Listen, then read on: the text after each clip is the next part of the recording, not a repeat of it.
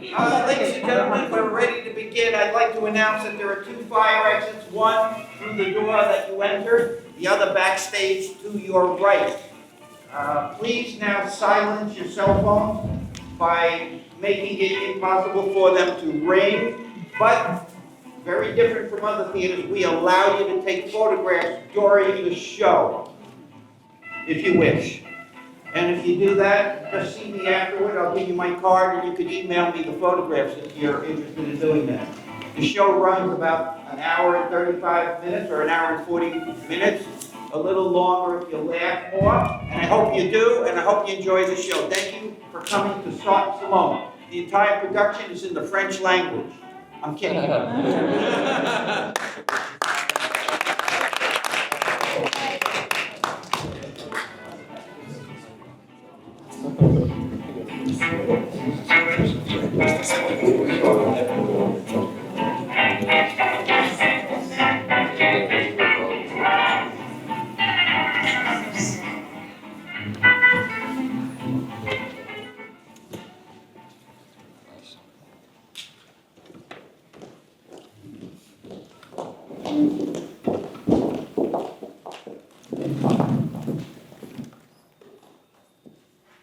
But Professor Sartre is a famous philosopher. I can't do what you're asking. It's totally out of the question. Not only am I not attracted to him, but it's no secret he's your boyfriend. Isn't that right? Don't be dramatic, Wanda. Of course he's my boyfriend. Everyone knows that. But we've a special arrangement that allows us to see other people. Didn't he tell you? No, he never mentioned anything about it to me. Talking about relationships isn't his strong point. He's more focused on his writing. But he did make it a point to talk about our relationship when he wanted it to go in a certain direction. But what did he say? I suppose I should tell you what he said, although it pains me to remember the incident. Let me paint the scene for you. We were at his little studio in Paris, the one with no running water. Do you know the place I'm talking about? His studio, of course. He takes me there all the time. Well, since you know what it looks like, you can imagine the scene. He was standing there in his typical arrogant little pose with one hand on his hip, lecturing me about Heidegger as if I was one of his students. I've learned German so I can read him in his mother tongue, and his work is brilliant, but none of my students seem to understand him. Only one expressed even the slightest interest. Wanda's older sister, Olga. Oh, I actually know Olga. We're very good friends. Well, I'm glad you know her, Jono, because I'm very attracted to her, and I think that... You're attracted to her? Yes, why do you sound so surprised? I intend to ask her out. But we're going out. You and me. Simone, according to Heidegger, and I really think you should read German so you can read it yourself. According to the great German intellectual, man is thrown into this world with no rules to guide him but his own experience and consciousness. What does that have anything to do with Olga and you? I'm coming to that. Calm down. I will not calm down. You're talking about two-timing me. That's the wrong way to look at it, my dear. What do you mean it's the wrong way to look at it? How can you bring a third person into our relationship without ruining what we have? Because Heidegger explains that man is thrown into this world with a certain knowledge that time is ticking, like a time bomb. Get to the point. How does this have anything to do with Olga? It has everything to do with Olga. Just listen to me. I don't want to listen to you. You're not irrational. You're getting emotional. You're getting emotional. Of course I'm getting emotional. How can you drag this poor girl into our relationship and not expect me to get emotional? Because we should be able to talk about these things logically. And logic demands that we embrace the concept that we are thrown into this time-bomb human situation which we know must end in death. Certain death. And that's true that life is meaningless unless and until we give it meaning ourselves. Surely you agree that man, and man alone, is the master of his fate, and that meaning is a matter of man choosing what to do, what to think, and what to believe. I have no quarrel with those existential propositions, but how do they give you the right to pursue Olga when you and I are going out? You and I have a pre-existing relationship, and you're trying to break us up by adding Olga to the mix, and I don't like that. There you're wrong. My dear Simone, there you're wrong. I'm most assuredly not trying to break us up. No, the way I see it, our relationship is the primary one. A romantic connection that's first and foremost, above all others. If that's so, how can you stand there and have the gall to tell me that you're going to pursue Olga? Because there are two types of love. One is the essential connection that you and I share. Nothing can break that apart. What we have is essential love. But it's a good idea for us to experience contingent love affairs. Love affairs with other people that don't interfere with the essential love we have. Contingent love affairs with other people?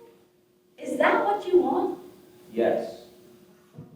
Surely you understand, I would never leave you simply because of a girl like Olga, or any girl for that matter. What we have, you and I, is permanent.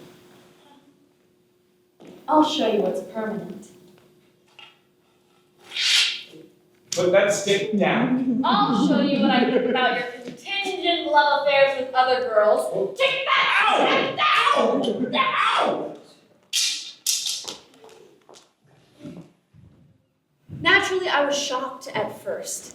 His idea of contingent love went against everything I was led to believe as a girl, but I'll tell you a secret.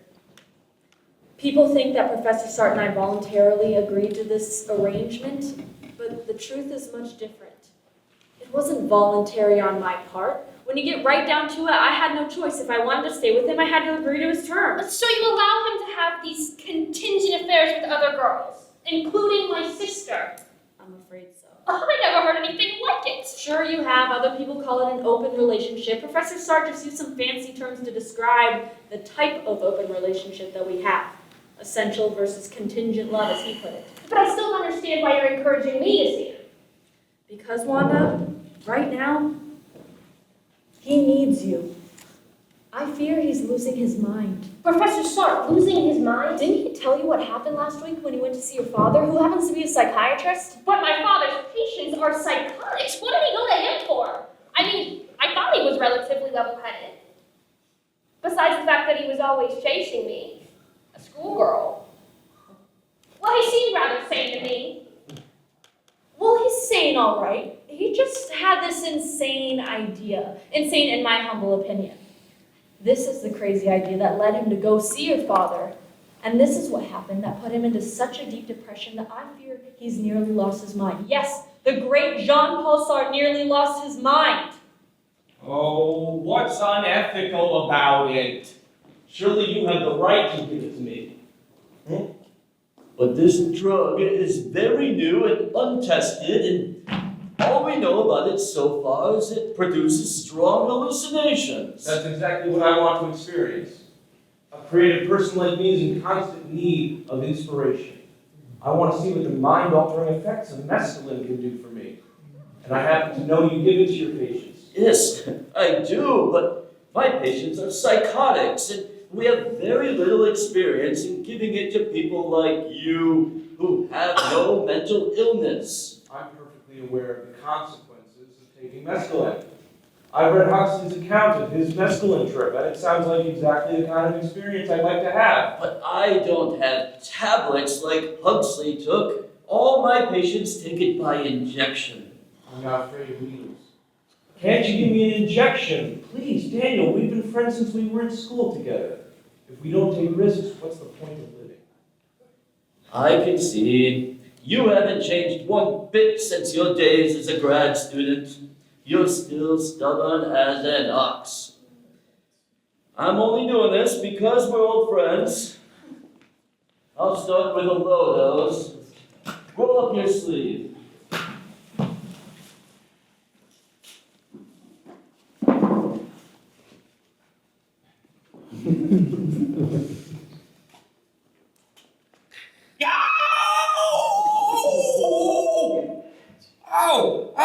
Oh, damn it. What did you do to me? That's smart. Oh, I thought you said you were okay with needles. I've never had a shot like that before. How soon can I expect to feel the effects of the drug? You should start feeling the effects within just a few minutes. Let me put a little anesthetic on your arm. Are you saying the professor took mescaline in my father's office? Yes, he did. Oh, That's crazy! Oh, my dear girl, there's so much you don't know about your cherished professor.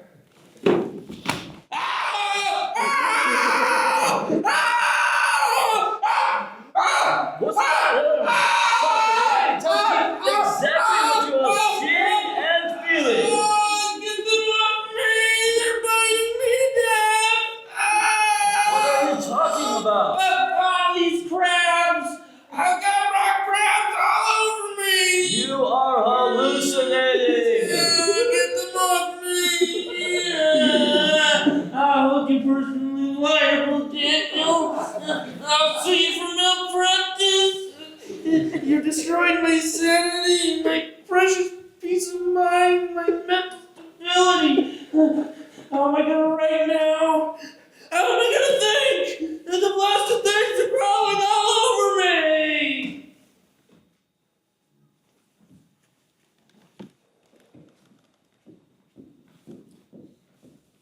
So now do you see why we need your help? Ever since that injection of mescaline, he hasn't been himself. Well, when did this happen? 6 days ago, and he's still hallucinating. He says the experience totally ruined his mental composure. I'm a sick man, I tell you. Fine. I have flashbacks to that awful mescaline trip every day. And when I fall asleep, which is hard for me to do these days, I have nightmares about crabs. They're all over me again. All over the floors, the walls, the windows. Their claws are everywhere. Don't worry, darling. I'll help you recover your sanity and your peace of mind. How can you help? There's no way you can get inside my brain and sort all this out. Trust me, my love. Trust me to find a cure for your hallucinations. I promise I'll do it if it's the last thing on earth I do. How am I supposed to help him in his current mental state? I have no medical experience. I have no psychiatric training. He needs a doctor, not an undergraduate student like me. No, that's where you're wrong, Wanda. I'm surprised someone who's been taken into Professor Sartre's confidence the way that you have fails to see the solution to the problem. What he needs most right now is not medical attention, not psychiatric help, but the kindness and compassion that only a girl like you can provide. If I could offer to help, I would. I've tried and failed over the past 2 weeks. He needs to be rescued from this physical and spiritual imprisonment. It's left him helpless and impotent. I know Professor Sartre, dare I say, better than anyone. Better sometimes than he knows himself.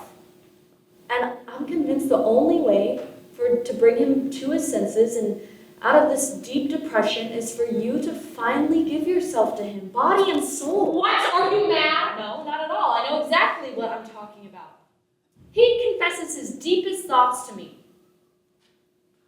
And right now, the only way to get him out of this depression is for you to be the answer to all of his dreams and prayers. He worships you. He would do anything to have you respond to him the way he dreams you. No, it's impossible. I can't do what you're asking. Don't be a foolish girl, Wanda.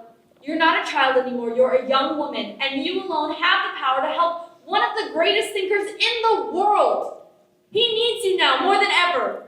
Do this for him, for me, for the world at large. No, I can't. I won't. He's been trying to seduce my sister Olga too, and I'm not going to get involved with it. Tell me, Wanda, is it true what your sister says, that you're still inexperienced in the ways of love, that you're still a virgin? Well, I admit, it's true. The professor has tried to wear down my resistance, but I haven't kissed him, and I certainly haven't slept with him. I plan to remain chaste until I'm married. Don't be silly, Wanda. Young girls aren't following that old code of conduct anymore. That's a relic from the age of Napoleon. Young women today are liberated, free-thinking, and taking responsibility for themselves more than ever before. I mean, haven't you read my book, The Second Sex? It lays the foundation for equality between the sexes. A man wouldn't wait till marriage, would he? So why should you? For heaven's sake, you'd be doing yourself a serious disservice. You shouldn't put off experiencing your own sexual satisfaction until you're married. Oh, but I wouldn't get any satisfaction from having relations with the professor. How do you know if you haven't even tried? Because he repulses me. I'm not attracted to him. listen to me, my dear. I want you to think about this as an experiment. Just listen to my advice and it'll all work out in the end. And in the process, you'll be doing something good for one of the most important men in the world. You do know he just won a Nobel Prize, don't you? Now, here's what you're going to do. He's been telling me that he wants to write a play about two people stuck in an elevator. I want you to go to him and ask him to cast you in the leading female role. Soon enough, you'll be working so closely together that the inevitable will happen. Trust me, my dear, you won't find him repulsive when you become a star on the stage in his new work that's destined to inspire Paris and the world.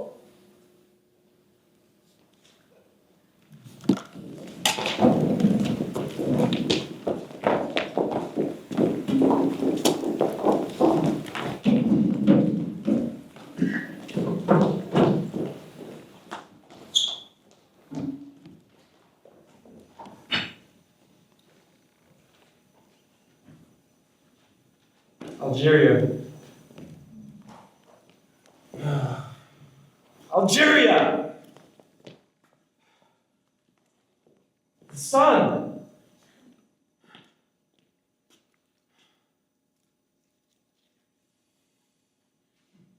Oh, the sun. Oh, Algeria.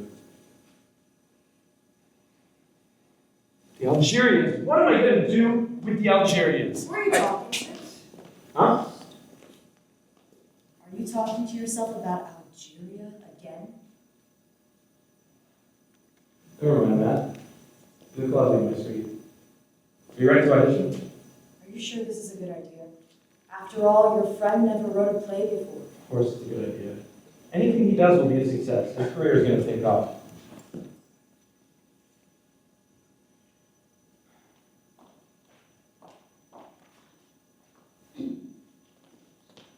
Hello, Albert. What a pleasant surprise to see you.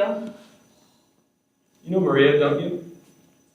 Yes, and it is so nice to see you again. And you as well. But what are you doing here? I understand my friend is working on a new play. Is he in the theater now? Yes, but it's a closed rehearsal. Did he tell you he invited me here himself? He asked me to bring Maria. I know you're a talented actress, Maria. Are you auditioning for a role? That's all up to the director and playwright. Professor Sartre has asked Albert to direct the production. You couldn't have chosen a better man. What's the play about, Simone? Have you read it? Oh, of course. He has me read everything he writes. It's about two people stuck in an elevator. There's so many Nazis still in Paris, though, so this production is in very hush-hush. We haven't done any publicity yet. But they're working on the first rehearsal of the first scene. He's working on it with Wanda, so come on inside. Wanda? Do you mean Wanda Tucker? Yes, one and the same. Do you know her? As a matter of fact, I do. But could you reintroduce me? I just want to make sure she'll remember me. Oh, Albert, I find it hard to believe that anyone could forget you. But come on inside.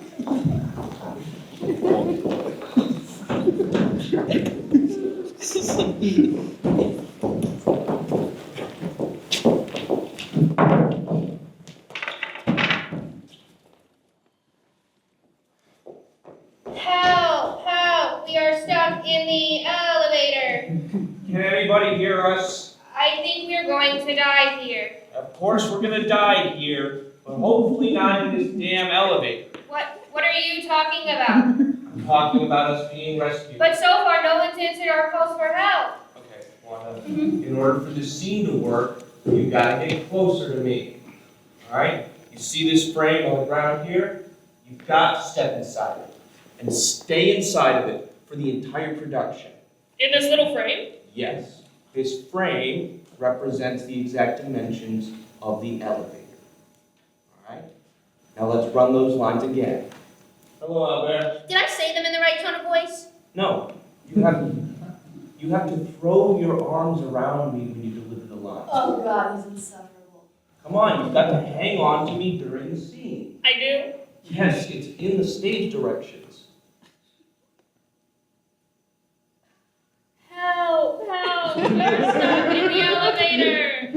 anybody hear us? I think we are going to die here. Of course we're gonna die in here, but hopefully not in this elevator. But so far, no one's answered our calls for help. Alright. Let's do it again. But this time put both hands around my neck. Both hands! Yes, to show your desperation. Alright. Help! Help! We're stuck in the elevator! Can anybody hear us? I think we're gonna die here! Of course we're gonna die here, but hopefully not in this elevator. What are you talking about? I'm talking about us being rescued. But so far, no one's answered our calls for help! That's a little better. Can we take a break? Just for 5 minutes. How are you out there? Very well, thank you. I believe you know Maria Caceres? How do you do? So good to see you. The theater's a small world, isn't it? I think we met backstage at one of your auditions last year. I brought Maria here to audition for a role. You did? Wanda, I don't know if you met Albert Camus. Oh, yes, we met on the opening night of Caligula. But out there are only 2 roles in the production. I myself am playing the role of the man, and Wanda is playing the role of the woman. You're calling this play No Exit from the Elevator? Yes. You just saw us rehearsing the first scene. The 2 people are stuck in the elevator. They can't get out. No one comes to rescue them. And the whole play is an allegorical scenario illustrating my philosophy. The 2 people you see are universal stand-ins for mankind. There's no way out of the human condition. Man must make of it what he can. Bravo, my friend. As usual, you've hit on a brilliant idea. But you can't sustain a play of over 2 hours, even an hour and a half, with just 2 people in an elevator. No matter how catchy your dialogue, the audience won't stand for it. Aren't you aware that the ancient Greek dramatists learned this lesson for all of us playwrights? It was none other than Aeschylus who discovered that a theatrical production must have more than 2 characters. It needs a minimum of 3 to be considered a real drama. I don't need a lesson in stagecraft from you, my dear Albert. I admit you've had considerable success with your plays, but I make the rules for my works as I go along. And in this production, it will just be me and Wanda. I have nothing against Wanda, but I think Maria deserves a shot at this role. I'm sorry if I gave you the wrong impression, but there are to be no auditions. The whole play's already cast, and it's just me and Wanda. Excuse me. Girls, why don't we let the boys talk this over by themselves? Let's step over here so they can have some privacy. This seems like a delicate conversation and I wouldn't want to interfere with it. Why are you insisting on using Wanda? It's your choice, of course, but Wanda's clearly very inexperienced. Maria has a long professional resume. She's starred in several major films. I think she should be the lead. No, my mind's made up. I'm not auditioning anybody. I know why you're doing this. I can see right through you. You're interested in the girl personally. I should have known better. You're sleeping with this girl, that's why you have her in this little elevator with you for 2 hours, with her arms around you. I'm sorry, I can't be a part of this production. You want Wanda in the role because she's your whore. I can't believe you would say that. And after you already agreed to direct it, I offered you the job because you're my friend. Well, I'm sorry, but I didn't realize you were using this play to advance your own personal connection to that little prostitute. Come on, Maria. I'm sorry, Wanda. I can't believe that double-crossing, two-timing son of a bitch. I can't stand next to you for 2 hours on stage in that little elevator! You have to. It's part of the script. It's his brilliance, my dear. Come now, you'll get over your stage fright. It's not stage fright, I can't do it, that's all! You'll do it, or you'll never work in the theater again. Now look what you did. You annoy your friend Albert, and you put so much pressure on that poor girl that she wants to quit. I don't care. If If she can't take direction, she's unfit for the Do stage. you know how hard it was for me to convince her to audition for this role? Well, I'll find somebody else. But my dear, don't you know why I sent you sweet little Wanda? She's got a certain spark, don't you think? I thought you were just trying to distract me from Olga. Of course I was just trying to distract you from Olga! But I also thought you would enjoy working with Wanda, and it occurred to me that she might help you recover from your hallucinations.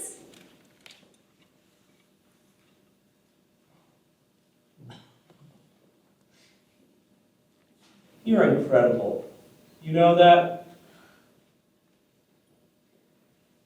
It's because I love you and I want you to be happy. But now I have another problem, this time with Wanda's sister. What's the problem with Olga?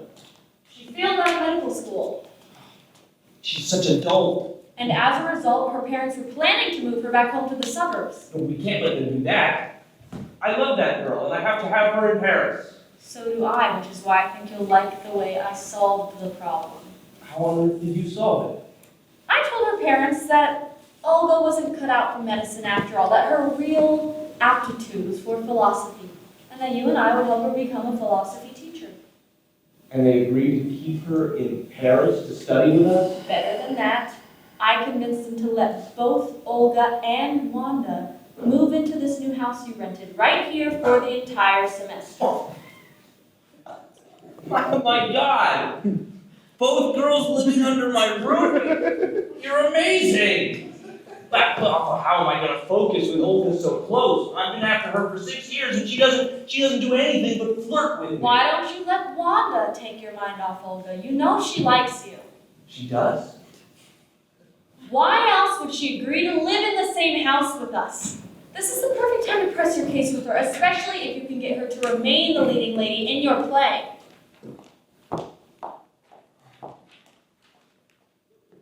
The hell I put myself through with these girls. Now I've got both of them living in my house. And according to Simone, Wanda likes me. Then why doesn't she act like she likes me? And yet, maybe I should trust Simone's judgment. She's only a few years older than Wanda, and they're both young women, so maybe she has some insight into the girl's thinking that I don't have. I wonder what Jack's doing upstairs in my new house.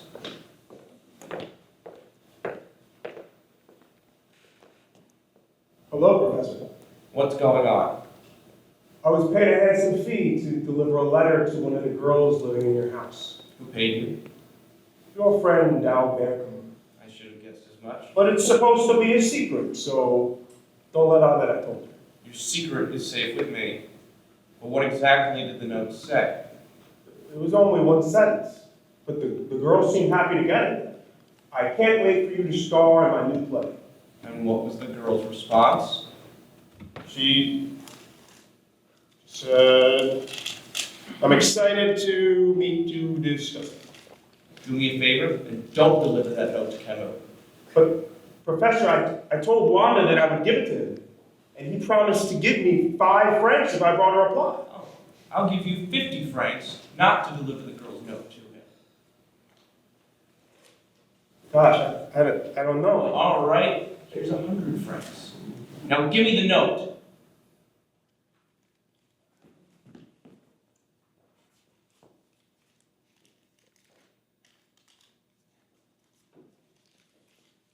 I feel guilty about this. I told Wanda that I'd give it to him. You're doing the right thing. He doesn't really care for her. Well, I guess this 100 will assuage my conscience. Thanks, Professor.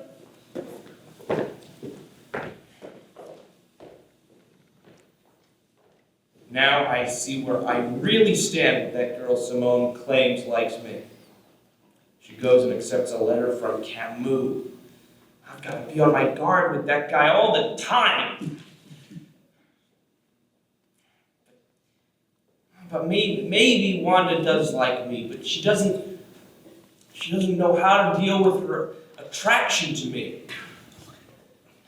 Maybe there's still hope I can get her to forget Camus.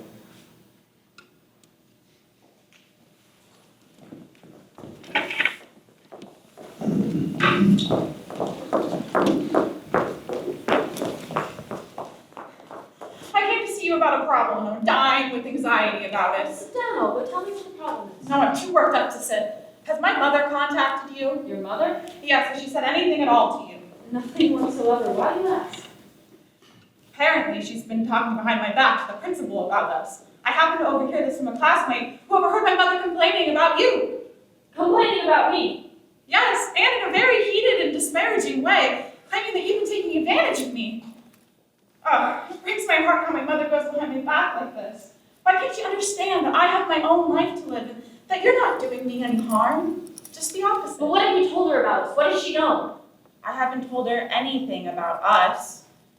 In fact, I was under the impression that she just thought of us as academic associates, but apparently she's gotten it into her head that you're leading me and Wanda and some other girls astray. Leading you astray? I wonder where she got that idea from. She's a very suspicious woman, and now that my sister and I are living in the professor's house, I'm afraid she's only become even more suspicious. Plus, she didn't leave the matter there, I mean between you and I. She also dragged Professor Sartre into it. What? What did she say about him? Something about how... Oh, it's very terrible to have to tell you what she said. Well, get a hold of yourself and tell me what she said. It was something about how you procure girls from the high school for Professor Sartre. How you train us, break us in, and then pass us along to him for his own pleasure.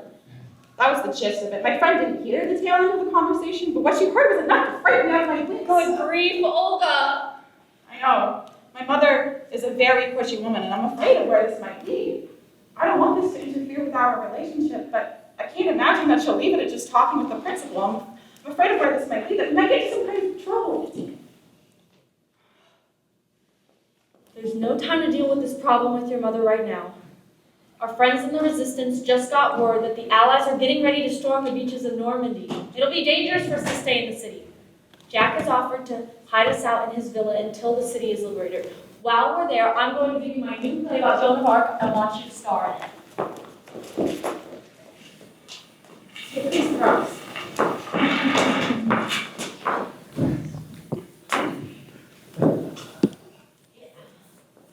That's good. Now go pack your things. Okay.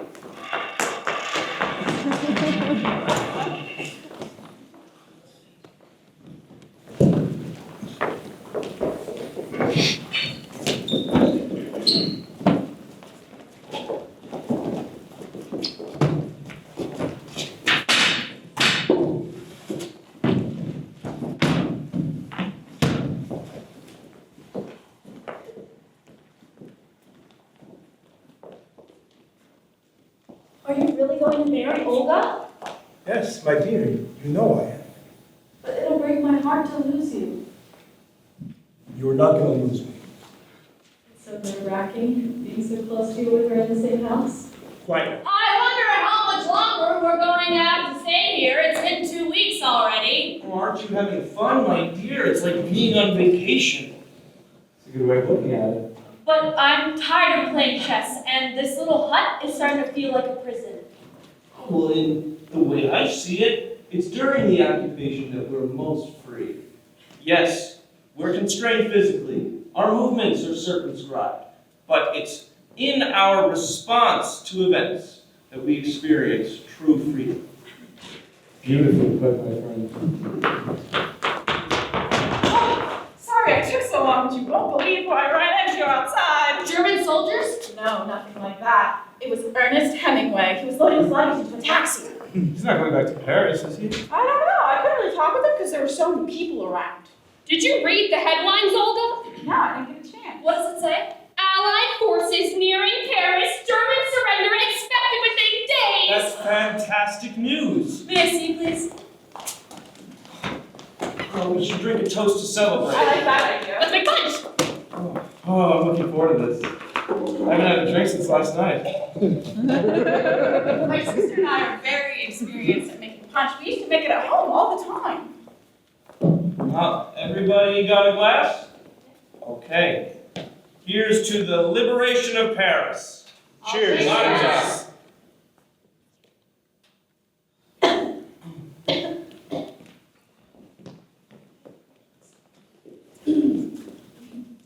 were wonderful in the play reading back in Paris. You're a natural talent. I'd like you to star in one of my plays. Thank you, I'd love to. Why don't we have another toast? Another drink always improves my mood. Well, I'm already a little tipsy. I propose another toast to Jean Paul's new play. Thank you very much. Cheers. Cheers. Bottoms up.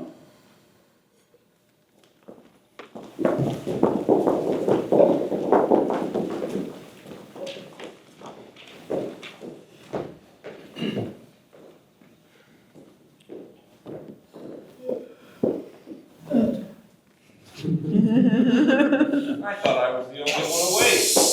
Everybody else is sleeping. Are you tired?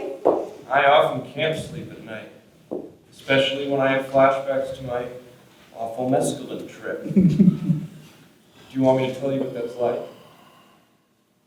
Imagine there are 4 or 5 huge red crabs on it. And no matter what you do, where you turn or where you go, they can't be eluded. You still follow me. How can you laugh? I'm telling you something very serious. This is a psychosomatic state I've experienced ever since I let your father inject me with mescaline. I'm tired. Stay up a while. I like that we're the only two awake at this ungodly hour. You know, I really like you. I can't believe I'm standing next to you. Why not? People stand next to me every day. I mean, you're like a magnet to me. Well, demagnetize yourself, someone may see us. Couldn't we go someplace where we could be alone together? What for? So you could rape me? Don't say that word. I would never do such a thing. Well, you know, if you had your way with me, it would technically be considered rape because I'm so young.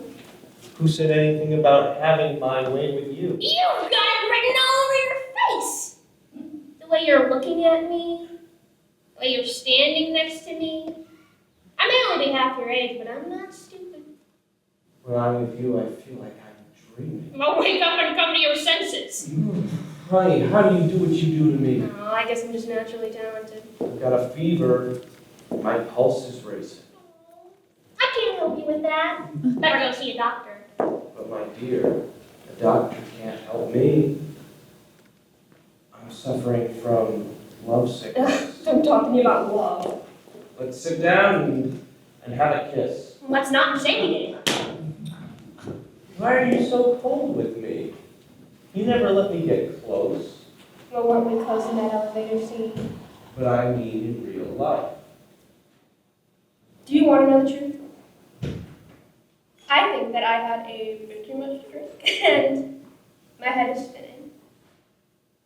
But I have to tell you that, physically, you disgust me. I don't believe that. Well, I'm dizzy, I don't know what I'm saying. Come on, sit down on the bed. You'll feel better. Well, I think I better not. Yes, trust me. I know best. With nobody in the world do I feel as bored as I do with you. You're bored because you're boring. That's not a very nice thing to say. Do you want to hear nice things? Well, I prefer nice things to mean things. You have nice eyes. Well, maybe you should sit back a little. You have nice hair. You're suffocating me! You have a nice mouth. No, I don't. I think you would look beautiful in a nice set of white lingerie. You have a filthy mind! Worse than the boys in my class. Come here. No! Shh! No touching. What? My rule is we can sit on the same bed, but no touching. Your rule. Okay, I'll play by your rules. Let me have a kiss. Just one kiss. But no hands. Okay? No hands. Fine. No hands. See? No hands. What's wrong? Are you all right? No. Oh, for heaven's sake, what kind of a reaction is that? You think, Dad, you're gonna wake people up? What's the matter, little sister? Did you throw up in the punch bowl? Grief, let me get this out of here. I think I better go back to bed. I'm sorry if she woke you up. You didn't. She was, we were just listening to the radio. Simone will tell you the good news. Come on, Mama. Did you hear something on the radio? The Allies liberated Paris an hour ago. That's fantastic news. We can return to the city tomorrow. Should we wake up the boys and tell them? No, they need their rest. We've got a lot of work to do when we return. What's the first thing you're going to do when we get back to Paris? I'm going to announce the opening of my new play starring Wanda. You know, I really do feel a close connection with that girl. Why did she grow up? I don't know. I think she had too much to drink. You didn't have anything to do with it. Me? No, not at all. Come on, let's get some rest. Tomorrow's a big day.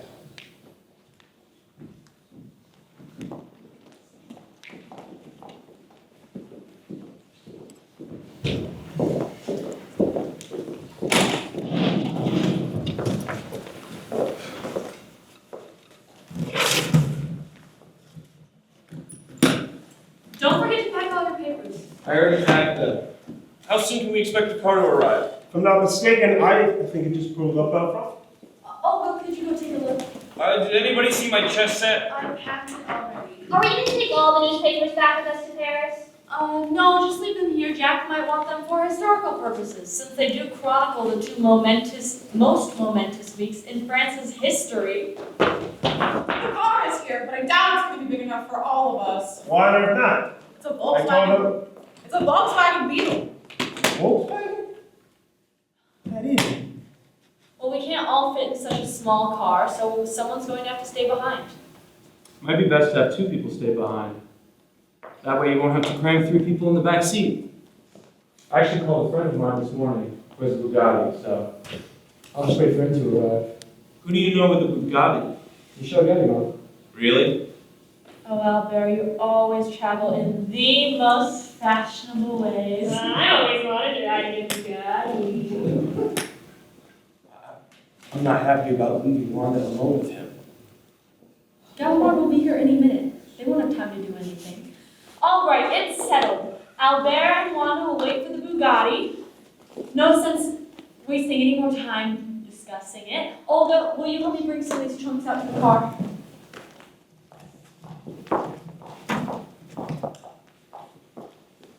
Goodbye, Albert. We'll see you in the city. Okay, my friend. Tell Gallimard to drive carefully. He's carrying precious cargo. That little girl is the star of my new show. I'll be sure to give him your warning. Well then, au revoir. See you in Paris. I'm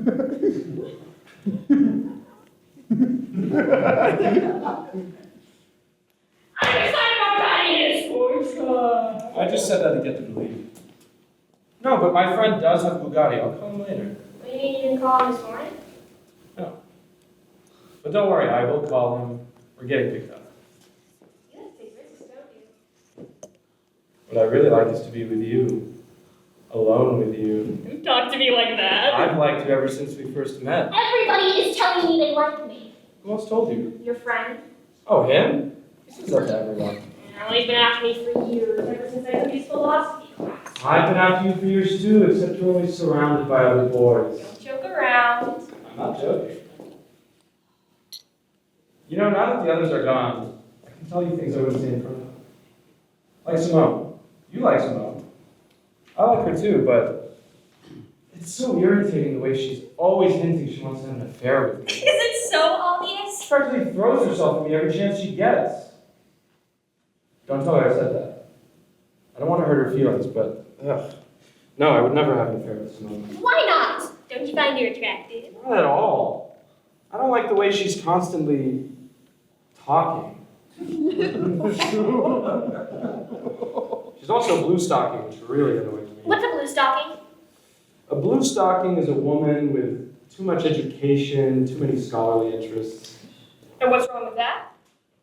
What's wrong with it? I don't know. I find it annoying in a woman. You're kind of a misogynist, aren't you? No. I love girls. I love their company. I need them in my life. I even think Simone is smart. I just find her intellectual brand of writing and speaking to be unbearable. But didn't you like her book, The Second Sex? Oh, I hated it. All she talks about is feminism. Her argument's completely flawed. I can't stand it. Well, I'm a feminist. You are. Yes. No, you're not. Yes, I am! At any rate, you're nothing like Simone. You're easygoing, you're fun to talk to, you're easy to be around. You did a wonderful job in that play reading, too. I mean, I'm pretty convincing about being stuck in an elevator, aren't I? Come on, let's go inside. There's nothing in there. All the luggage has been taken out. It's just an empty room with a big bed. That's all we're gonna need.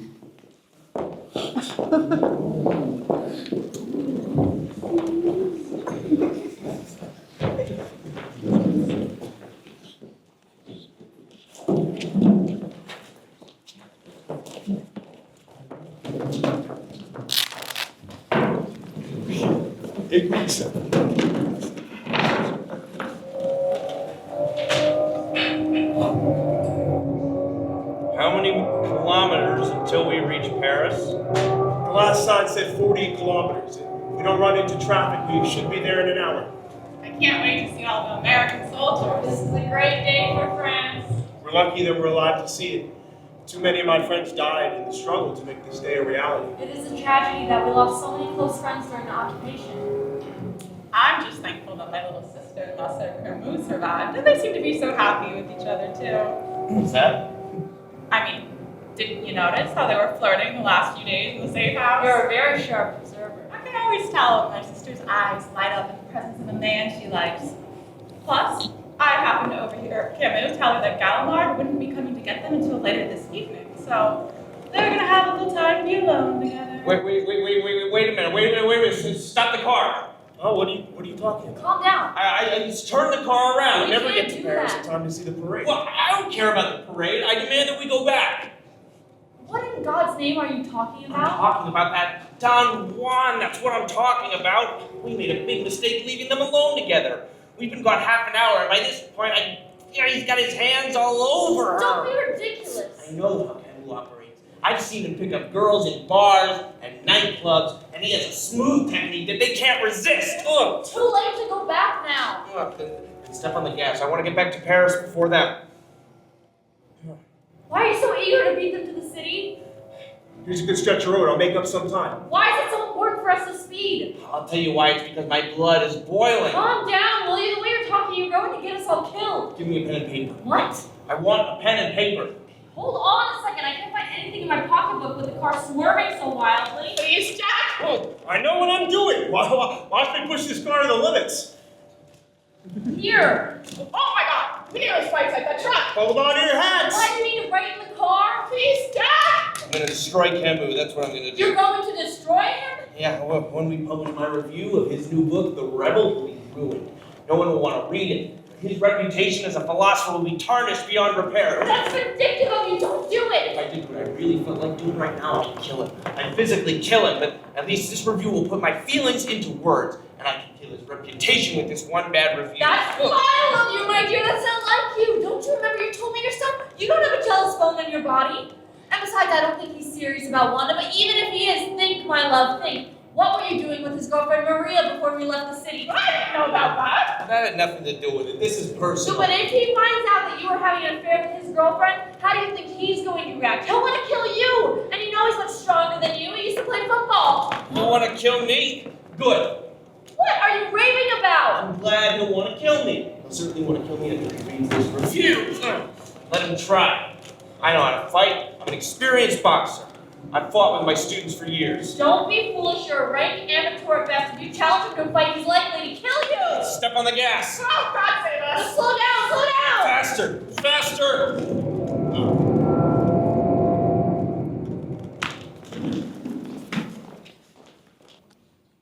No, I'm telling you, it's not true. Why can't you look me in the eye when you say that? I always know when you're lying. I'm not lying. I never slept with Monsieur Sartre. How could you accuse me of such a thing? Because I know how he operates. I've seen him pick up girls at bars and nightclubs. Meanwhile, he's stringing along Simone de Beauvoir. He's having half a dozen affairs with his students. He's insatiable. He's like an animal. You never touched me. I find that hard to believe. Are you sure you're not projecting? Aren't you accusing me because you've been having an affair with his girlfriend, this Wanda creature, the little vamp? Where'd you get that idea? I'm not a fool. I hear things. Word gets around. Well, it's not true. What's that? It's your friend's review of your book. Let me see it. It's not very flattering. For some reason, he's taking a position directly contrary to yours. He didn't like the rebel at all. Bastard! He's slandering me. He's trying to ruin my reputation.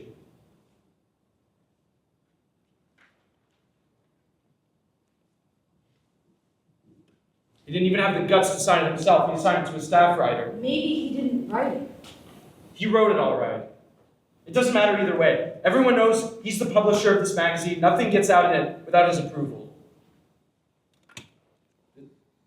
This is war. He may have struck the first blow, but I'm going to strike the last. What are you going to do? I'm going to find it. And when I do, I'm going to kill him. Don't be foolish. He's one of the most famous men in the world, and he's much smaller than you. If you do anything to hurt him, your reputation will really be ruined. Get out of my way. He is a dead man.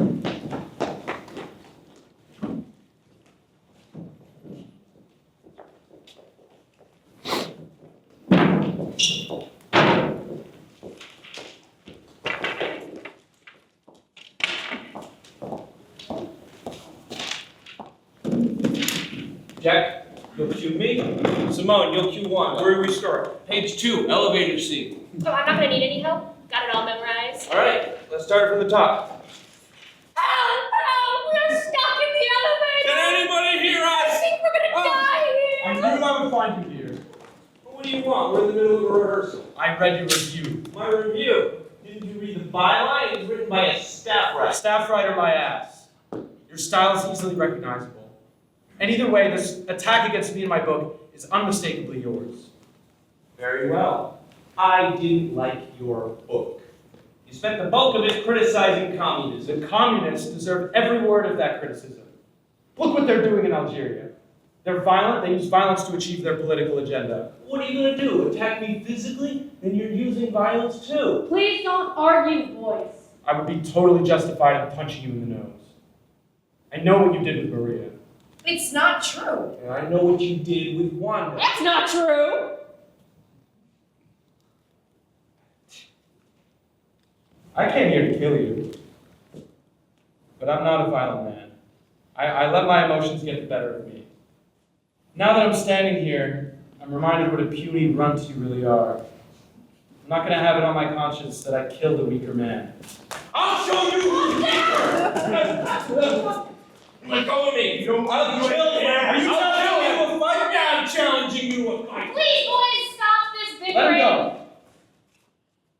I told you I'm not violent by nature. I have no desire to take advantage of a smaller man. And apologize for what you did to Wanda. He didn't do anything to me. Put up your hands and fight! This is crazy talk. No one will accuse me of running away from a challenge, but I don't. I'll kill you! I'll kill you! Wait, stop this army! Look like old man. You can't let them fight with their bare fists. Someone's liable to get The hurt. gloves! What? The gloves, Wanda! What gloves? The boxing gloves, if they're going to fight, at least they won't kill each other if they're wearing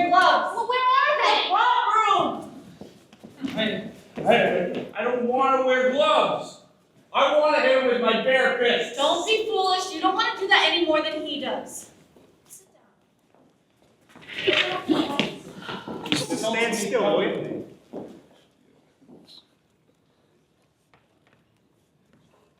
Jack, will you work my corner? I don't have any experience as a cut. You don't need experience. I'm not gonna get cut. I wouldn't be sure about that. Do you really have to do this? He left me no choice. I don't want to hurt you. You already hurt me when you went behind my back with my girl. Well, since when am I your girl? It's madness, it really is.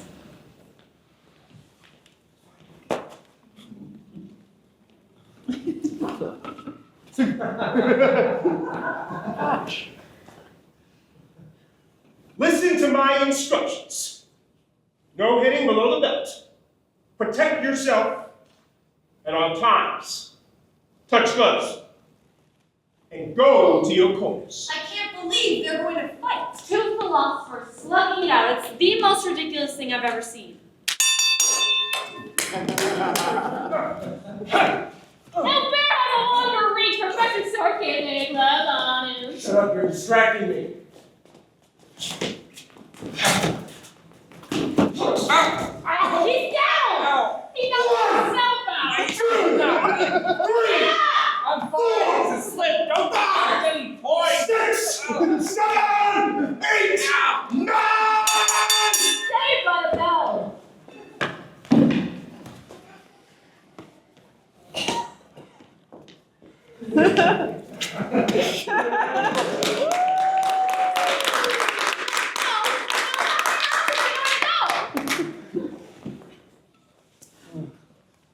What's the matter with you?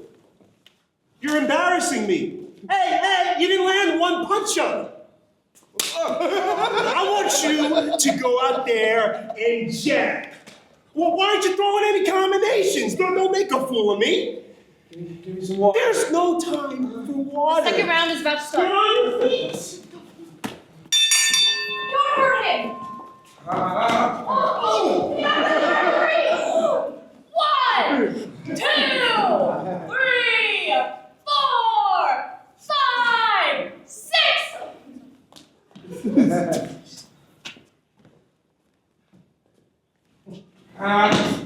Oh, Bear's winning this round. We'll see about that. Ow!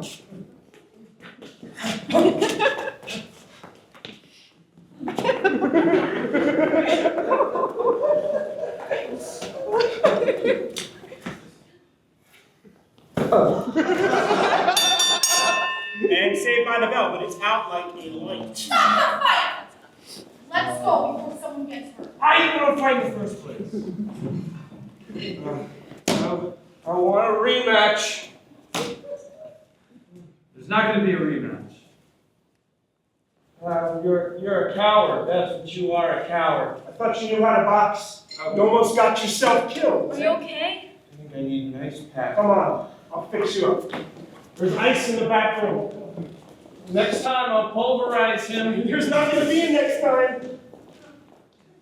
The boys are crazy, aren't they? I don't know why they can't settle their differences by talking like civilized people. They're bell potheads. But tell me the truth. Did anything happen between you and Albert when you left the two of you alone in the safe house? As soon as you guys left, he started telling me how much he liked me, and before 5 minutes had passed, we were in the bedroom together. Dog! He should invent that. I don't remember what we did. I wonder why he's never made a pass at me. He told me not to tell you this, but you and I talk about everything, so I'll tell you what he said. What did he say? He called you a chatterbox, an intellectual style, blue stocking nature, books your feminism, and the way you talk it right. Criticize me so completely? I'm sorry, I had to break the news. No wonder he never responded to any of the hints that I want to have an affair. Oh, God, I'm embarrassed by my own stupidity. I won't have any more to do with him. But he likes you as a friend. Too bad, it's over between us. I don't make a fool of myself in front of him anymore. But are you going to continue seeing him? I don't know. From what I hear, he's got a lot of other girls lined up. He's a dog, all right. The whole situation confuses me, and now Professor Sartre is saying I'm his girlfriend, too. When I see either of them, I can't think straight. Darling, you need to calm down. Maybe you should take some time off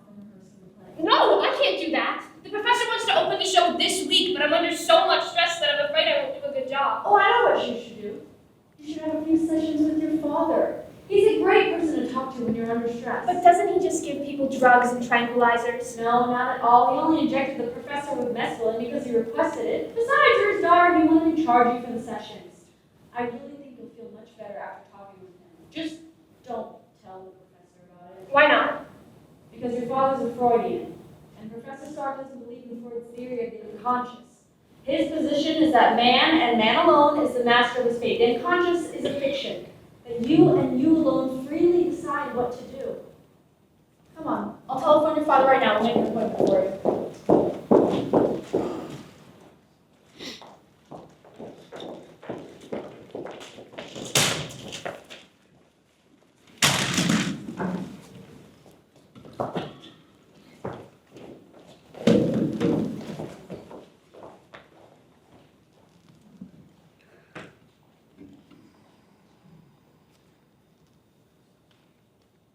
What are your intentions concerning Professor Sartre?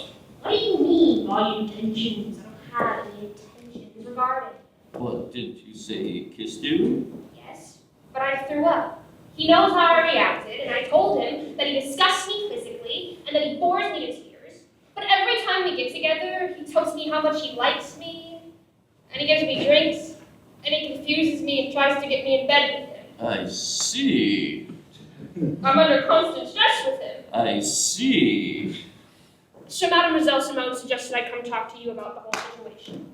But, tell me something. What is the nature of your relationship with Simone? And, speak freely. I'm not here to judge you in any way. I'm relatively inexperienced with men, but not necessarily with women. What do you mean, not necessarily with women? Well, Olga and I, you could say we have a relationship with Simone. You mean a physical relationship? A sexual relationship? Yeah.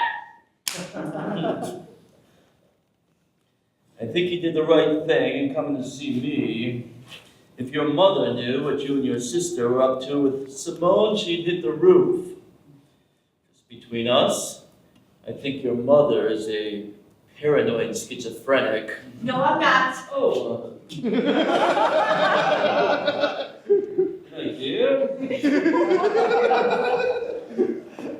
I am good friends with Professor Sartre and also with Simone. And you were a student in their classes, weren't you? Yes, I took philosophy with Professor Sartre, and I took a course on feminism with Simone.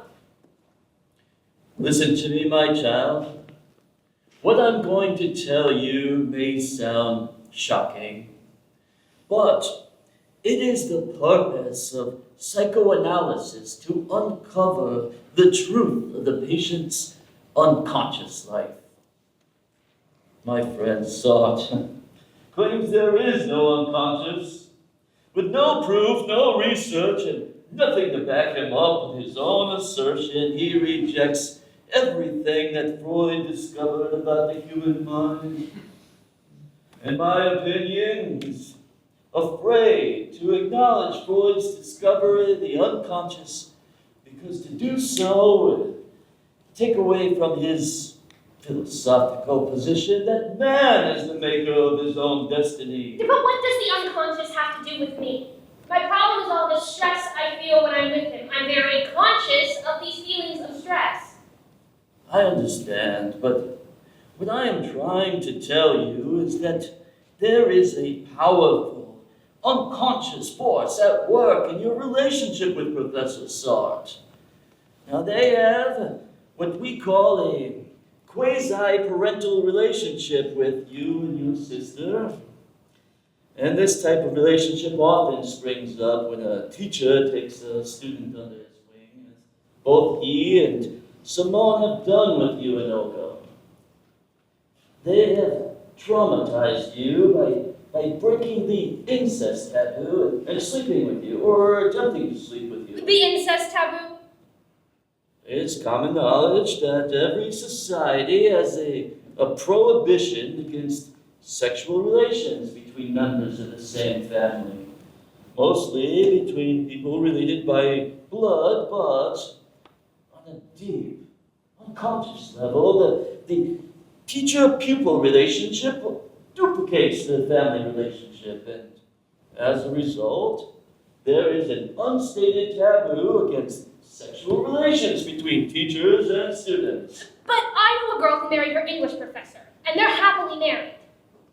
I understand. There are cases where this happens and things work out successfully, but those are the rare occasions. Think about your feelings of stress with Professor Sartre. Don't you feel he is attempting to violate a boundary that should exist between you? Well, I thought it was just physical disgust I felt toward him, but maybe it's something more like the incest taboo that you're talking about and that he's trying to break. Why don't you think about what we discussed, and we'll pick up our conversation next week. Thanks, Dad. Oh, also, can we talk about finding me a job after I graduate? It's really important to me, and maybe give me some advice. Of course, Wanda. We'll talk about getting you a job as well.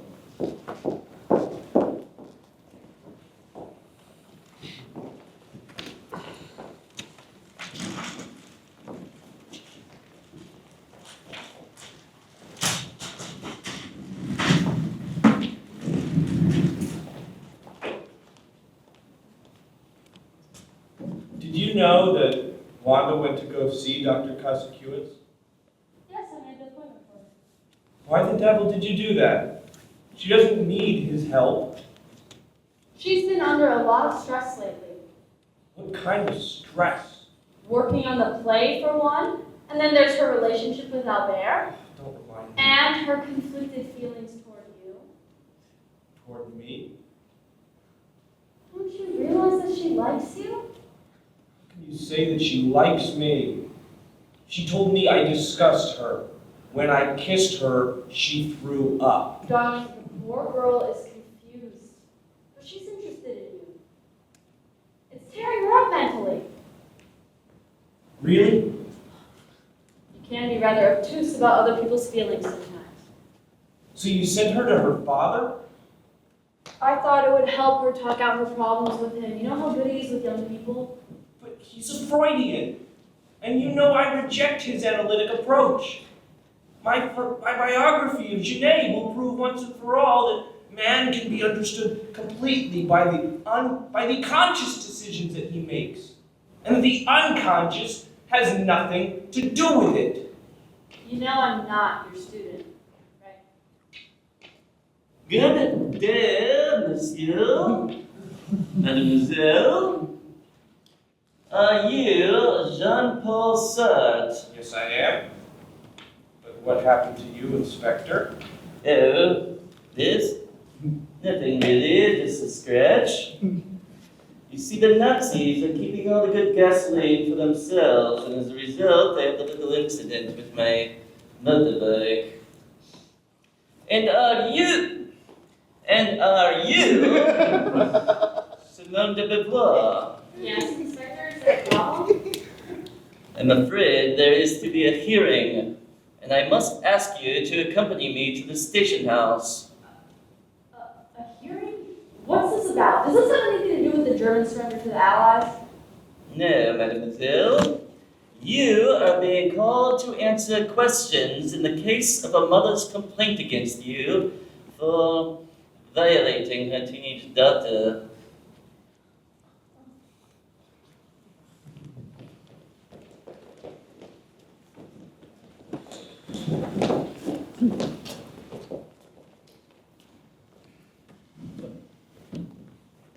What are you doing here?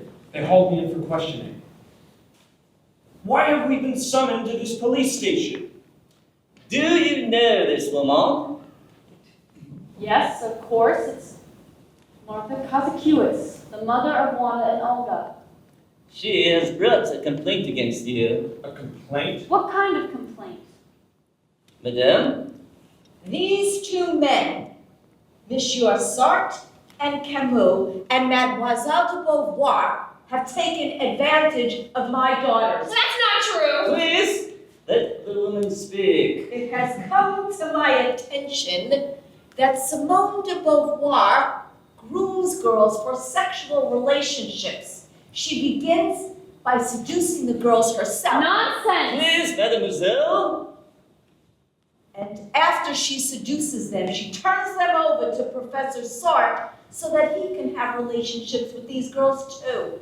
And most recently, these two men engaged in a violent altercation, a boxing match over my daughter Wanda. I deny the charges. So do I.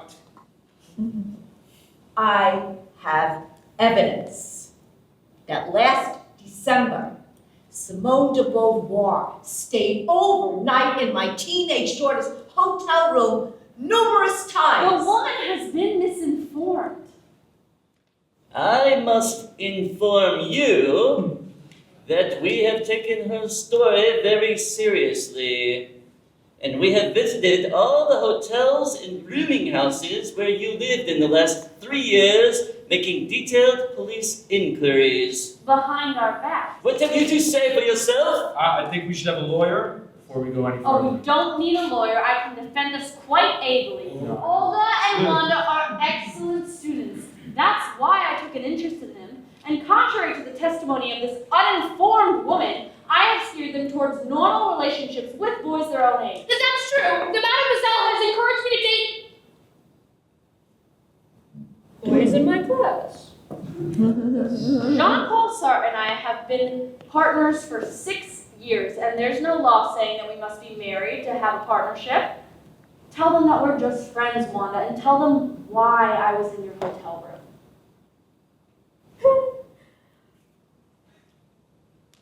Mademoiselle de Beauvoir came to my hotel room in the winter because her room was freezing. And I admit I told my ex-boyfriend that the two of us were lovers, but that's because he wanted to marry me and I wanted to get rid of him. The mademoiselle suggested I invent this story to disgust him and get him to leave me alone. And as for my relations with Professor Sartre, the two of us rehearsing the play together, and that explains why I'm often with him. Having heard the evidence from both sides, I find that nothing can be proved against these defendants. But Inspector, I beg you Let to... me finish! Everything may be hearsay. Mademoiselle de Beauvoir's teaching credentials may be impeccable. But she cannot be allowed to continue teaching at the high school. What? She is unmarried. It is common knowledge that she has lived for years in an illicit relationship with Jean-Paul Sartre.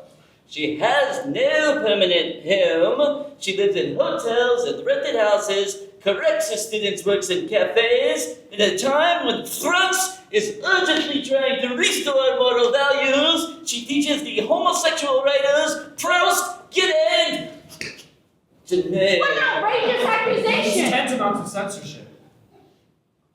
My verdict is that she and Professor Sartre be relieved of their teaching positions at the school effective immediately. Letters of termination will be mailed to you by the dean. Good day. Thank you, Inspector. Come along, young lady. Well, can I stay here? No, and don't let me have to tell you again. It's a tough break, getting fired from your teaching jobs. I was getting sick of teaching anyway. Those young minds just aren't on my level. We don't need the money, so it's not a problem financially. It's just an embarrassment and public humiliation. Sorry we had that fight. But I'm not over my resentment against you for that review you wrote. Maybe it's best that we keep away from each other since we seem to get on each other's nerves. I agree. I wouldn't have been here, but I was threatened with arrest if I didn't come. Anyway, let's go.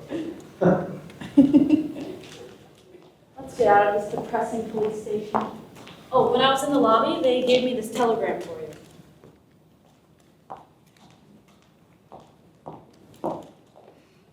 It's from Ernest Hemingway. Hemingway, that's a surprise. Dear Sartre, I'm inviting you to come visit me at my cozy Paris headquarters at the Ritz. Please bring your lovely friend Simone. I'll supply the booze. Best wishes, Ernest. How do you like that? He's on a first-name basis with us already. But do you think we should accept his invitation? I heard he's been acting rather eccentric the past few weeks. Of course we should accept. A noble laureate is entitled to act as eccentric as he pleases. Can't you see the headlines now? Jean-Paul Sartre and Simone de Beauvoir visit Hemingway as the Allies mop up the city. Just don't get into a drinking contest with him, will you? He has an even worse reputation in that department than you do.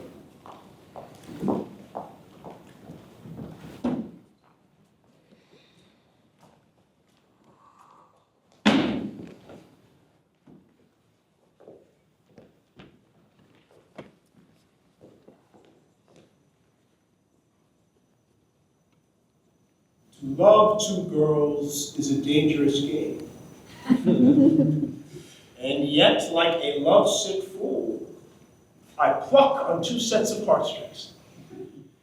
I hope to high heaven that Olga doesn't suspect I'm playing around behind her back. I'll meet Simone here soon. Steal a kiss. But dash it all, someone's coming. I'll hide behind this bookcase before they're gone. They'll never know I'm here.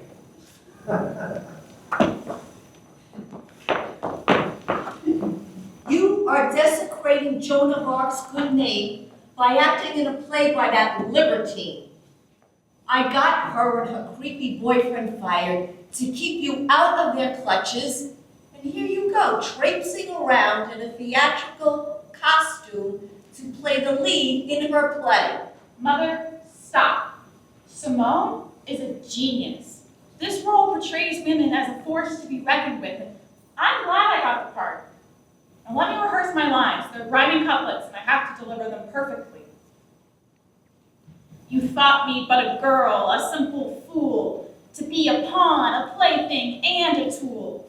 But now with every thought and every breath, I seek to send the traitor to his death. She knows. Those are not lines. I see it in her eyes. They burn with rage. A traitor? That's me. Oh my God. She's discovered my infidelity. That's it, my girl. You give that villain hell.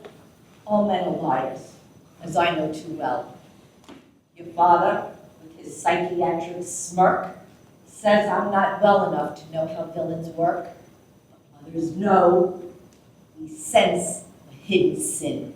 Now point that sword and drive it bravely in. Oh my God. Her mother's in on it. This is the end of all my romantic games. They've planned this attack on me. It's a matriarchal coup. Oh, Jack, you fool. She's gonna run you through. Come out, you coward, from your hiding place. Let justice meet you face to guilty face. Your secret rendezvous, your whispers out of sight, are crimes deserving punishment tonight. For such a betrayal there can be but one price. Your lying heart will serve as sacrifice. Your stance is wrong. You're not gonna throw your shoulder out like that. You have to lead with your left foot if you want to hit him right. No, like this. You need to engage your core when seeking vengeance on a whoremongering scoundrel. Let's take a break and get a coffee. This righteous anger is exhausting me. She's right, my footwork's really quite a mess. I have one better on in the dress.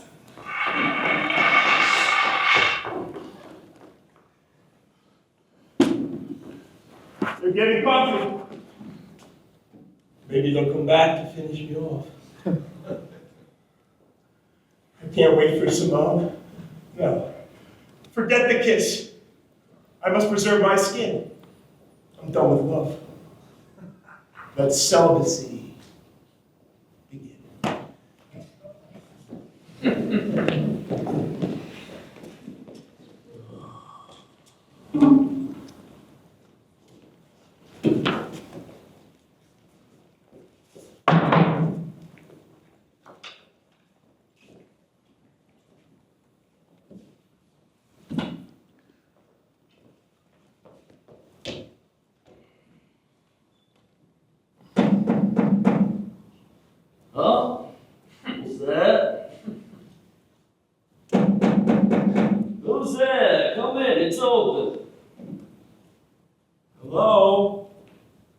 Sergeant Simone. Hello, Mr. Hemingway? Who is it? Ernesty, is it you? It's Jean-Paul Sartre and Simone de Beauvoir. Oh, hell. Come on in. Oh, it's nice to meet you. Here we are. 2 Nobel Prize winners in Paris as the Allies are sweeping the damn Germans out of the city. There were a few reporters down in the lobby. I think they're going to be reporting on this historic meeting between us. I cover every goddamn thing I do these days. This is Simone de Beauvoir. How do you do? Oh, let me get a good look at you. Yeah, you're a fine-looking girl. No wonder Sartre keeps you under lock and key. Oh, he doesn't keep me under lock and key, do you, dear? Not in the slightest. Why don't you come over here and sit on my bed with me and have a drink? I'll stand if you don't mind. I do mind. Oh, don't be afraid of me. I'm perfectly well behaved. At least during daylight hours. Do me a favor and hand me that bottle over there, will you? Cheers. Cheers.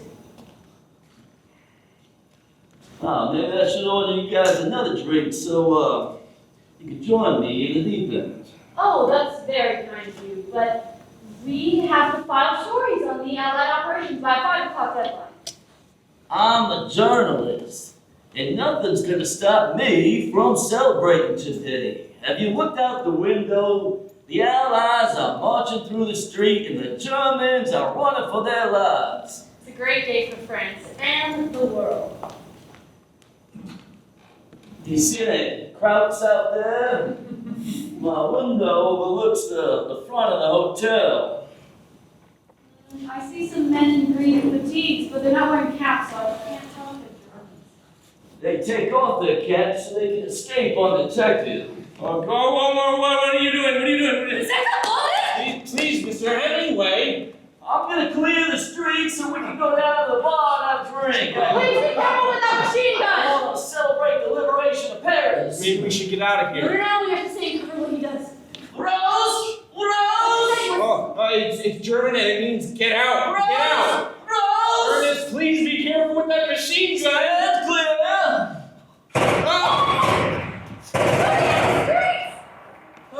Take that, you bastards! Is he hitting anyone? He just knocked down the hotel clothesline! Oh, it's madness. Please stop shooting! I'm not gonna stop till all the damn Nazis are running for their lives out of Paris! Oh, I think the Allies can handle that themselves.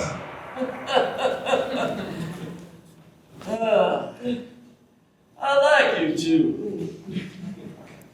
You're lucky I cleaned the streets of those Germans. Now, we can go down to the bar and the lobby and do some real drinking. I think he passed out. Yeah, he's out cold. Come on, let's go file the story. With any luck, it'll make it into the front page of tonight's paper. And just leave him? Will he be okay? Just sleep it off. When he wakes up tomorrow morning, the city will be free and clear of the last remnants of the German army. There'll be no risk of him shooting down any more clotheslines.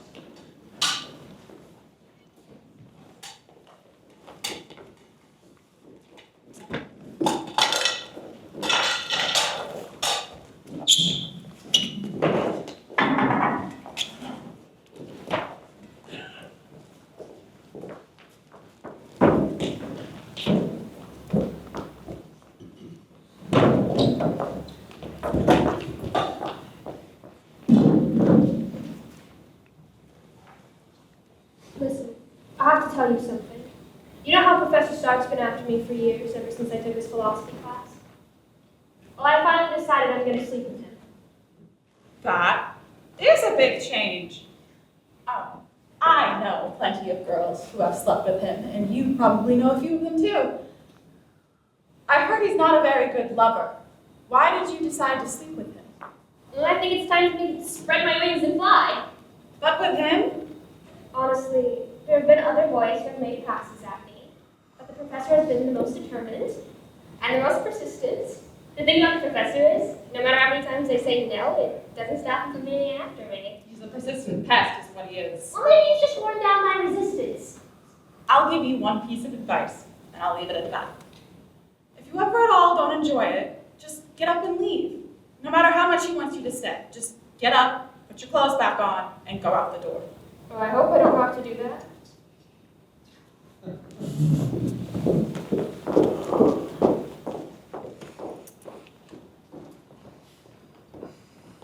So did you hear the news about Wanda?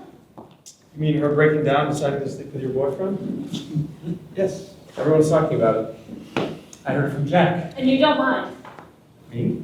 Why should I not? Because I happen to know that the two of them slept together in the same house. And it doesn't bother you that she's decided to sleep with your friend? Simone, I have no proprietary interest in the girls I sleep with.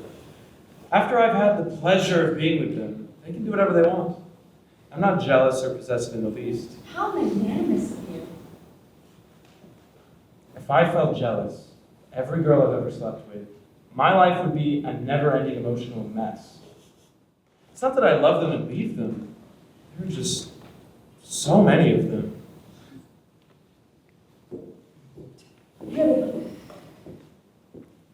Oh, my friend's face.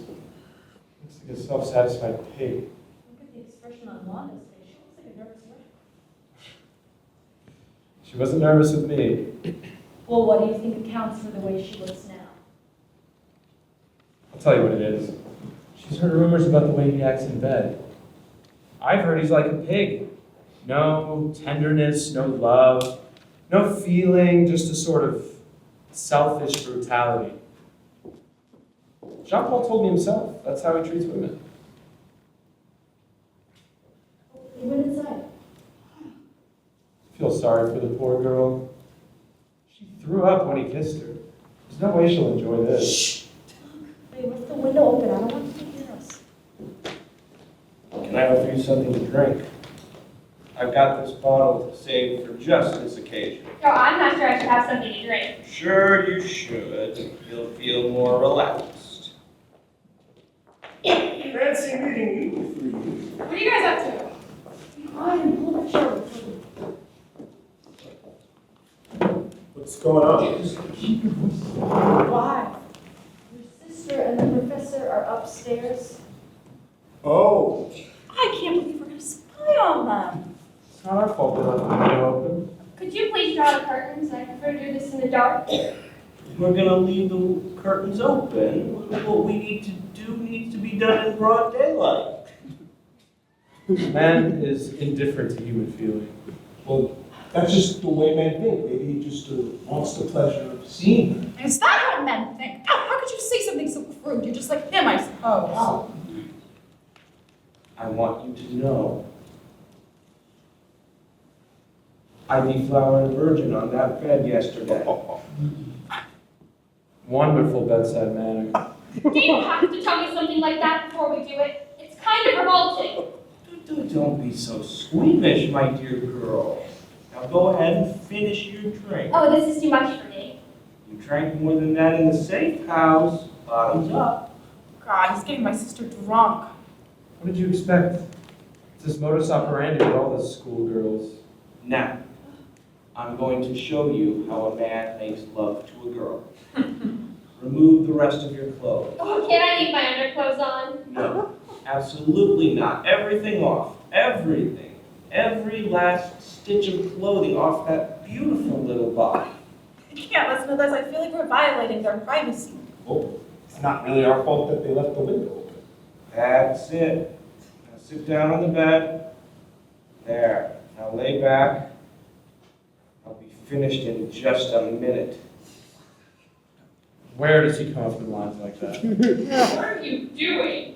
I'm doing what I've been waiting to do for 6 years. That's it. I'm going to go up there and put a stop to Don't it. you get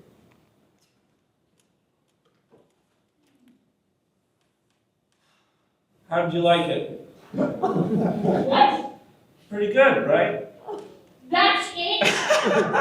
What do you mean that's it? You mean you're through? Yes, I'm through. Now put your clothes back on. I want to go down to the cafe and have a drink.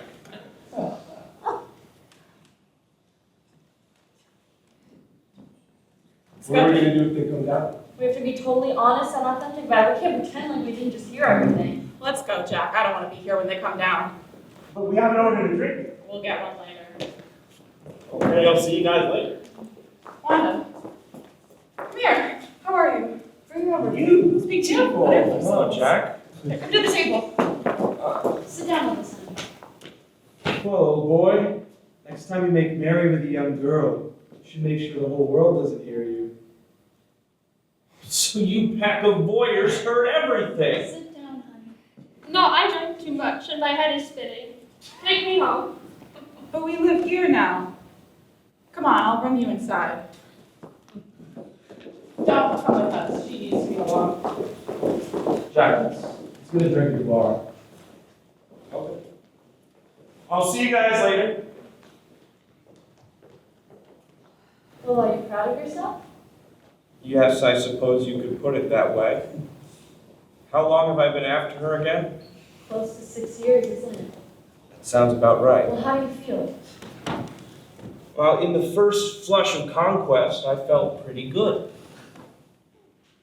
Now that it's over, though, I'm surprised why I thought it was so important to me. I don't know why she didn't seem to enjoy it. Can you believe that? I worshipped the ground she walked on. I cast her as the star of my play. I even bought this house for her and installed her and her sister in it to advance their careers as actresses. And what does she do? When she finally gives in to me, how does she respond? She doesn't, for crying out loud, she doesn't respond at all. She acts like it's an imposition, like I'm wasting her time. Like she doesn't even want to be in the same room with me. They both have done more to make us miserable than anything else, haven't they? You know I suffered because of Olga. I know, darling. She gave you a hard time. She never relented. And if she had, would it have been any different than with Wanda? Oh, what a depressing question. Do you resent her? No. More than anything, I feel surprised. How could I have been so blind about her? So confident that I'd be happy when she finally yielded to me. Do you think it would be any different if you tried again? With Wanda? I can't imagine so. She couldn't look at me. She turned her head aside. There was no... I don't know how to put it other than to say there was no close connection. It was just a physical act, but nothing like, well, really nothing like what we have. Why is that? Because you can't force someone to love you. I never had to force you to love you. What we had was quite unique. Essential love, as you put it, rather than the contingent love that doesn't mean anything. Have you felt this essential connection with anyone else? No. No, I haven't. Certainly not with Wanda. Hey, what are you guys doing? Why don't you join us at the bar? We're getting late. Not right now, Jack. Maybe after this conversation. Well, don't you be too long, okay? Camilla's almost ready to pass out. Why did you send Wanda to me? Did you really think she could help me? Ironically enough, I sent her to you because I wanted you back for myself. You were lost to me inside this kind of prison, this intellectual framework created out of the ideas of Heidegger and the meaningless of time. This idea that man has to create his own meaning in the universe. Yes, man has to create his own meaning, but not in isolation, not apart from other people.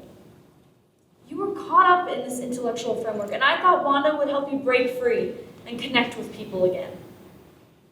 In the final analysis, as odd as it may sound, I sent her to you because I was hoping she would bring you back to me. Back to you?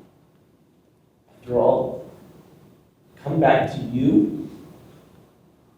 I sent her to you because I missed you. I wanted you back for myself. How I thought that would work, I don't know. I guess I thought that she would give you back your zest for life and cure your hallucinations, and all the while, I'd be waiting for you with open arms. I have come back to you, Simone. It's like waking up from a dream and seeing things clearly for the first time in years. My whole philosophy was centered around myself, around my perception of others, and my perception of their view of me. It was a prison that I built around myself, and it never let me see the one true thing I found in my life. And that's the importance we have for each other.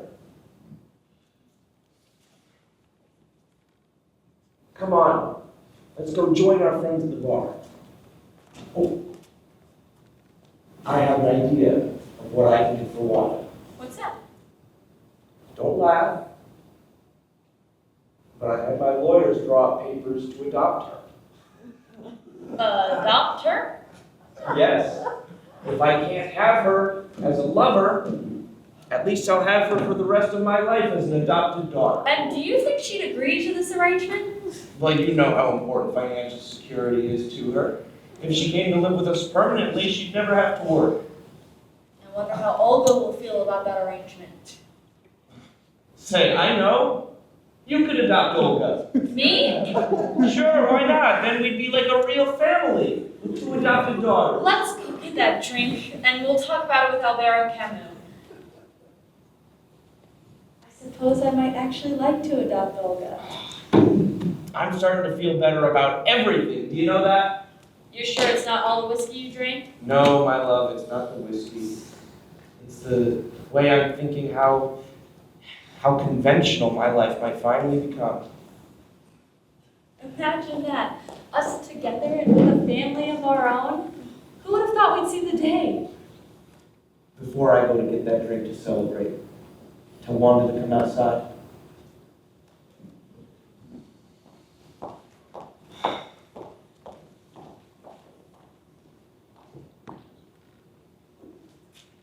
Simone said you wanted to see me. You know I'm not feeling well. Yes, I'm sorry. This will only take a minute. Thank you. All right, I've been giving our relationship a lot of thought, and I've come to a conclusion about what we should do. I've got your future all mapped out for you. What are you talking about? Your future's with me, two of us together. Put that thought on your mind. What kind of girl do you take me for? I'm a teenager, and you're a grown man. I'm not going to let you ruin my reputation. Don't talk so loud. I'll talk as loud as I like, you filthy old man. Please keep your voice down. The bar's just around the corner. Somebody might hear you. I don't care if the whole world hears me. I'm not going to spend the rest of my life with you, you old goat. I beg of you, be quiet. I have half a mind to leave right now and cancel my participation in your play. The way you talk about me and my future is absolutely degrading. You haven't let me explain. This is a document I've had drawn up allowing me to adopt you legally and giving me the sole responsibility to care for you financially. Oh, you insulted me the last... Forget everything I said. I wasn't talking about you. You're a good man. I've always said that. I was talking about other people who try to ruin my reputation, and it makes me furious. I hope you're not too put off by the idea of being my adopted daughter. Why on earth would I be? Well, I wanted a rich father. I think you're going to enjoy our new living quarters, too. You mean you moved out of that filthy one-room studio for good? Of course. I like this apartment so much that I bought it. And now that I own it free and clear, I'm having 2 rooms in it renovated. One for me and one for you. Here's the architect's plan for your room. And starting next week, we'll even have running water. Running water? Oh, it sounds luxurious. When can I put the rest of my stuff in? Just as soon as you sign that document. And you'll be pleased to know that Simone is adopting your sister, too. Oh, sounds like we're going to be one big, happy family. So what do I call you from now on? I guess you should call me Father. Well, Father. My real father said that you and Mademoiselle Simone were violating the incest taboo by getting too familiar with me and Olga. Huh? Your father doesn't know what he's talking about.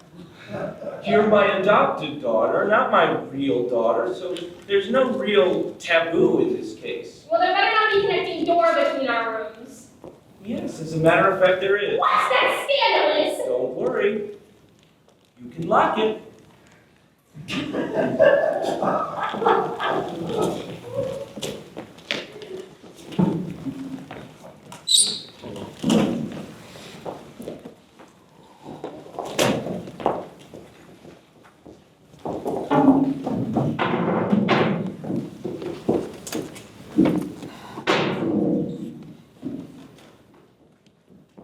Are you out of your mind?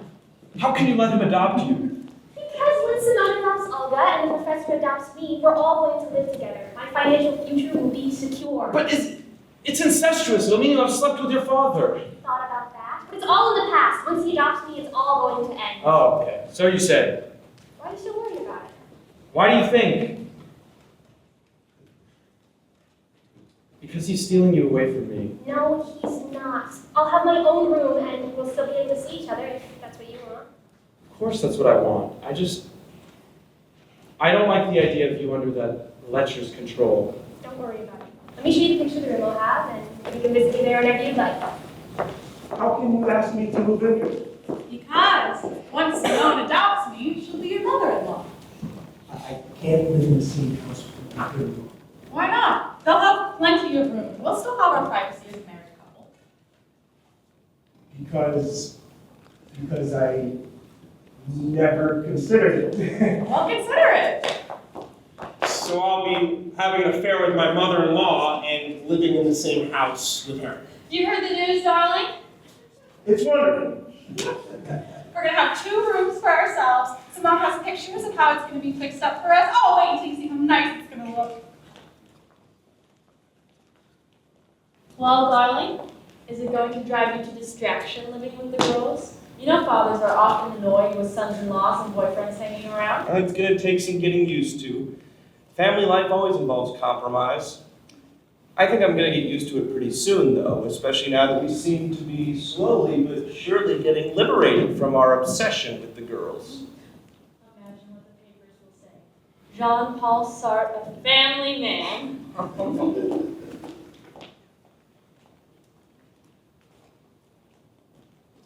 Uh-oh. Here come Mom and Dad. Oh, what are they doing here? I don't know, but for some reason Mom looks very calm. I give her a tranquilizer before leaving the house. Dad, that's a horse tranquilizer. You gave Mom a horse tranquilizer? Oops, my mistake. No wonder she had a craving for sugar cubes and apples at breakfast. At least you didn't accidentally inject her with mescaline. I'd like to introduce you to my husband. He's a wonderful psychiatrist. What are you two talking about? I bet they're talking about us. You look like a new man, my friend. That's what happens when you own a house. You don't need a house to feel like a new man. All you need is someone by your side who you truly love. I've been under his care for years. We're wonderful together.